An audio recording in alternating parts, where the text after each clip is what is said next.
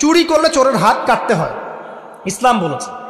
ডাকাতি করলে শাস্তি আছে। জেনা যদি কেউ করে 100 বেত্রাঘাত, মদ খাইলে 40টা বেত্রাঘাত, ব্যভিচার যদি করে কেউ, এই পরকীয়া করে বিবাহিত ব্যক্তি, রজম। এগুলো কেসাস, একজন হত্যা করলে তাকেও কেসাস করতে হয়। এই বিধানগুলো আছে। এখন আপনি বলতে পারেন আমি এই ওয়ার্ল্ডের প্রেক্ষাপটে এটাকে বাস্তবায়ন করতে পারছি না, কিন্তু আমি বিশ্বাস করি ইসলামে এই বিধানগুলো আছে, এটা আল্লাহর বিধান। ইনশাল্লাহ আপনি মাফ পেয়ে যাবেন, ইনশাল্লাহ আল্লাহ চাইলে আপনি মাফও পেয়ে যাবেন। কিন্তু যদি মনে করেন না এই যুগের এগুলো চলেই না, আমি আল্লাহ পাকের এসব বিধান কিচ্ছু মানি না, আমি যে বিধান বুঝি এটাই চূড়ান্ত, তাহলে খবর আছে, তাহলে মা দিনও উত্তর দিতে পারবেন না। তো বুঝেন, বিষয়টা বোঝেন, আকীদাটা ক্লিয়ার করেন যে না আমি পারতেছি না, এটা একটা বিষয়, কিন্তু আমি বিশ্বাস করি ইসলামের এগুলো অংশ। হয়তো আমি এখন পারছি না, ইনশাল্লাহ ভবিষ্যতে পারব। আল্লাহ চাইলে আপনাকে তৌফিক দেবে ইনশাআল্লাহ। আমরা দোয়া করি আল্লাহ পাক আমাদেরকে পরিপূর্ণরূপে ইসলামে প্রবেশ করার তৌফিক দান করুন। আর সর্বশেষ কি, এটা যদি করতে পারে মা দিনই উত্তর দিতে পারবে। মান নবীকে উত্তর কখন দিতে পারবো? যখন একজন ব্যক্তি সারা জীবন নবী সাল্লাল্লাহু আলাইহি ওয়াসাল্লামের সুন্নতের উপর আমল করতে পারে। এই যে ঘুম থেকে উঠলেন, ব্যাস ব্রাশটা নিয়ে দৌড়ে চলে গেলেন বাথরুমে, কি জন্য? ঘুম থেকে উঠলেন, আগে চোখটা একটু ঘষতে হবে, মুখে হাত দিতে হবে, তারপরে আপনি দোয়া পড়বেন। কি দোয়া পড়বেন?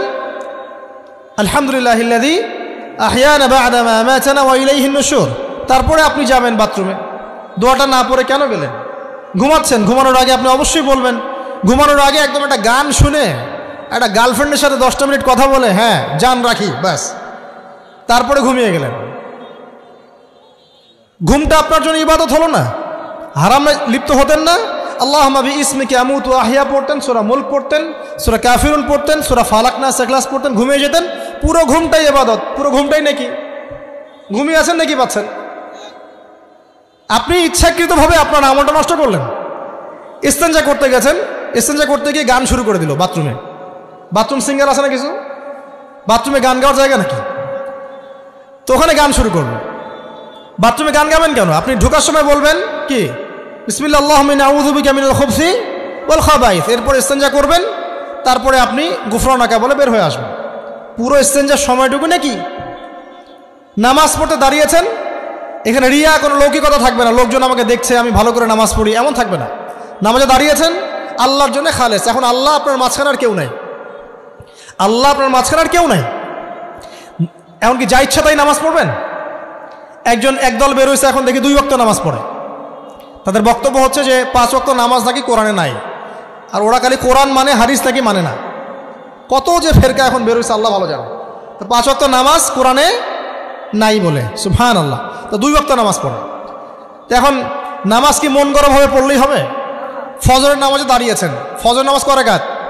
2 রাকাত। এখন আমি যদি বলি নামাজ তো ভালো কাজ, 2-এর জায়গায় 4 পড়লে কি সমস্যা ফজরে? যদি এমনটা বলি হবে? কেন হবে না? কারণ নবী সাল্লাল্লাহু আলাইহি ওয়াসাল্লাম 2 পড়েছেন, আমাকে 2 পড়তে হবে, সিম্পল। 4 পড়লে আপনার নামাজ বাতিল। ফজরের নামাজ 4 রাকাত পড়লে নামাজ কি বাতিল হবে না? মাগরিবের নামাজে দাঁড়িয়েছেন, 3 রাকাত নামাজ। তখন আপনি মনে চিন্তা করছেন না 3-এর জায়গায় আমি 4 পড়বো, 5 পড়বো। নামাজ তো ভালো জিনিস, বেশি করলে কি সমস্যা? সব কিছু বেশি করতে হয় না। রাসূলুল্লাহ সাল্লাল্লাহু আলাইহি ওয়াসাল্লাম যা দিয়েছেন তাই করতে হয়, এর নাম সুন্নত। বাইরে গেলে হবে কি? বেদাত। প্রত্যেকটা কাজ খেয়াল করতে হবে। তো প্রত্যেকটা আমল এভাবে। নামাজ, এই যে রোজা রাখবেন, রমজান মাসে রোজা রাখলে এটা ফরজ। আর আপনি চিন্তা করেন রোজা তো ভালো জিনিস, আমি রমজানও রাখবো, শাবান পুরো 2 মাসে রাখবো, হবে?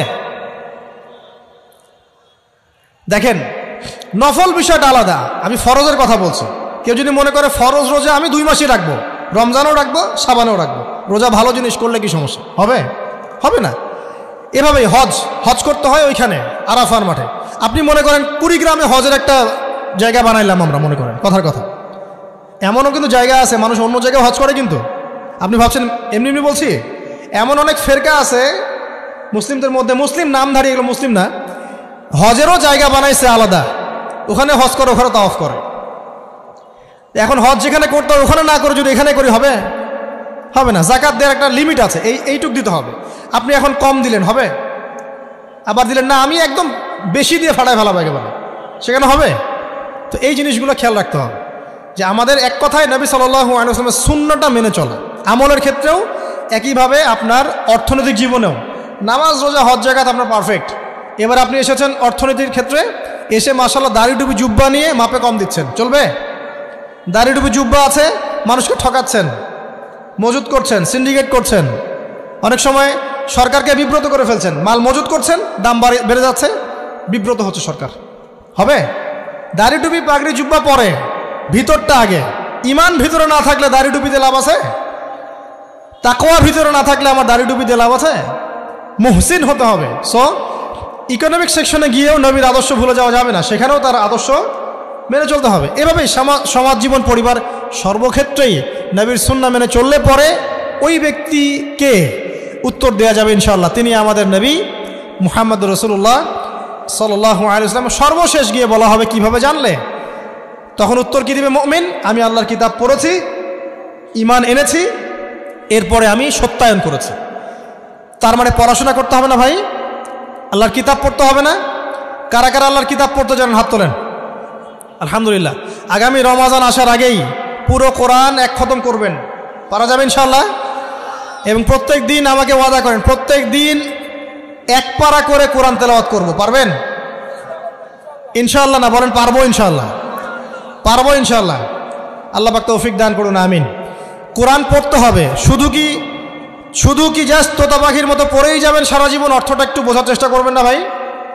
করা উচিত না? করা উচিত। যদি আপনার সামর্থ্য থাকে আপনার অবশ্যই করা উচিত। সামর্থ্য নাই, বয়স হয়ে গেছে, পারেন না, সেটা আলাদা বিষয়। সামর্থ্য আছে আপনার অবশ্যই উচিত। আলহামদুলিল্লাহি রাব্বিল আলামিন মানে কি? আর রহমানির রহিম মানে কি? মালিকি ইয়াউমিদ্দিন বলছি, এটা মানে কি? ইয়াকা না'বুদু বলছি, ওয়া ইয়াকা নাস্তাঈন, এর অর্থ কি? ইহদিনাস সিরাতাল মুস্তাকিম মানে কি? সিরাতাল্লাযীনা আন'আমতা আলাইহিম গায়রিল মাগদুবি আলাইহিম ওয়ালাদ-দালিন, কি অর্থ? কি বললাম? নামাজে এটার অর্থ জানলে মনোযোগ কি ডানে বামে যাবে? যাবে না ইনশাআল্লাহ। এই যে আল্লাহ পাক বলছেন, ইয়া আইয়ুহাল্লাযীনা আমানুত্তাকুল্লাহ, হে মুমিনগণ আল্লাহকে ভয় করো, হাক্কা তুকাতিহি ওয়া লা তামুতুন্না ইল্লা ওয়া আনতুম মুসলিমুন, তোমরা এমনভাবে আল্লাহকে ভয় করো, ভয় করার মতো ভয় করো, এবং পরিপূর্ণ মুসলিম না হয়ে মৃত্যুবরণ করো না। এর অর্থটা জানলে ভালো লাগলো না? বুঝতে পারলাম না কোরআনটা? আল্লাহ বলছেন ওয়াদারু মা বাকিয়া মিনার রিবা, সুদের অবশিষ্ট অংশ ছেড়ে দাও। ওয়া ইল্লাম তাফআলু ফাআযানু বিহারবিন মিনাল্লাহি ওয়া রাসূলিহি, যদি না করো আল্লাহ এবং রাসূলের সাথে যুদ্ধের ঘোষণা শুনে রাখো। অর্থ জানলে হেদায়েত পাওয়া যায় না? অতএব অর্থটা জানার চেষ্টা করেন। আল্লাহ পাক তৌফিক ইনায়েত করুন। অর্থ বোঝার ক্ষেত্রে যদি কোনো প্রতিবন্ধকতা পান সামনে, আলেম ওলামার কাছে যাবেন, জিজ্ঞাসা করে অর্থ জেনে নেবেন। নিজে নিজে আবার মন করা ব্যাখ্যা করতে যায় না। কোরআন বুঝতে গেলে হাদিস লাগবে, হাদিসগুলো পড়তে হবে। হাদিসের কিছু বই কিনবেন, রিয়াদুস সালেহিন, ফয়জুল কালাম, এই যে আপনারা পড়েন, মুনতাখাব হাদিস পড়েন, ঠিক আছে, বুলুগুল মারাম মিন আদিল্লাতিল আহকাম, মিশকাতুল মাসাবি, এই বইগুলো বাসায় রাখবেন। এরপরে আস্তে আস্তে কিনবেন আবু দাউদ, তিরমিজি, নাসাই, এগুলো কিনবেন। পরে গিয়ে বুখারী মুসলিমের অনুবাদ কিনবেন, আগে কিনবেন। এগুলো কঠিন হাদিস, এগুলো আগে পড়লে আপনি মাথাটা আপনার কিন্তু ঘুরতে থাকবে। তো আগে কি ক্লাস 8-এ পড়বেন না আগে এইচএসএ দিবেন? আগে ক্লাস 7-8 পার করে যান, তারপরে ওদিকে যান। আল্লাহ বোঝার তৌফিক দান করুন। প্রিয় ভাইরা, ইলম অর্জন করতে হবে। ইলম অর্জন করলে পরে আপনি তালেবে ইলমের পায়ের নিচে আল্লাহর ফেরেশতারা পাখা বিছিয়ে দিবে ইনশাআল্লাহ তাআলা। ইলম অর্জন করে আপনি যখন আলেম হবেন বা দ্বীনের জ্ঞান অর্জন করবেন, তখন আপনি দাওয়াতের কাজও করতে পারবেন। আপনার দাওয়াতে যত মানুষ ইসলামের দিকে আসবে সমস্ত নেকি আপনি পাবেন ইনশাআল্লাহ। এবং যখন আপনি আরো বড় আলেম হয়ে যাবেন, আল্লাহ তৌফিক দান করুন, তখন আসমানের যত মাখলুক এবং জমিনের যত মাখলুক, এমনকি গর্তের মধ্যে যে পিপিলিকা আছে সেগুলাও, এমনকি সাগরের নিচের মাছ আপনার জন্য ইস্তেগফার করবে, দোয়া করবে ইনশাআল্লাহ। আল্লাহ পাক আমাদের সবাইকে শিরক মুক্ত আমল করার তৌফিক দান করুন, আমিন। আল্লাহর তাওহীদের উপর থাকার তৌফিক দান করুন, আমিন। আল্লাহ পাক আমাদের সবাইকে দ্বীন ইসলাম পরিপূর্ণরূপে পালন করার তৌফিক দান করুন, নবী সাল্লাল্লাহু আলাইহি ওয়াসাল্লামের আদর্শ মেনে চলার তৌফিক দান করুন, এবং দ্বীনের জ্ঞান অর্জন করার তৌফিক দান করুন। দুনিয়াতে আমরা যতদিন বেঁচে থাকবো ইসলামের উপর যেন বেঁচে থাকতে পারি, এবং আমাদের মৌতের পর দারুল বারজাখ বা কবরের জিন্দেগি, আল্লাহ পাক আমাদেরকে এই ভয়াবহ ফিতনা থেকে, আযাব থেকে হেফাজত করুন, আমিন।